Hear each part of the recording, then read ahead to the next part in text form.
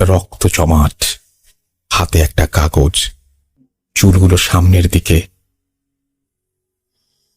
আস্তে আস্তে সে রেল লাইনের ওপরে চলে যাচ্ছে। এমন সময় ট্রেনও আসলো। সেই মেয়েটা আমার সামনে ঝাঁপ দিল। আমি শুধু চেয়ে দেখলাম, আর আর তার হাতের চিঠি আমার সামনে পড়ে রইল। আমি চিৎকার দিয়ে বলতে লাগলাম, ম্যাডাম প্লিজ।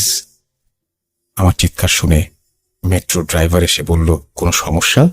আমি তখন তাকে দেখাতে গেলাম সেই মেয়েটির ছিন্ন ভিন্ন দেহ, কিন্তু চেয়ে দেখি কোথাও কেউ নেই। আমি একটু অবাক হলাম এবং সেই কাগজটি হাতে নিয়ে ভেতরে পড়তে শুরু করলাম। লেখা ছিল, তুমি কোথায়?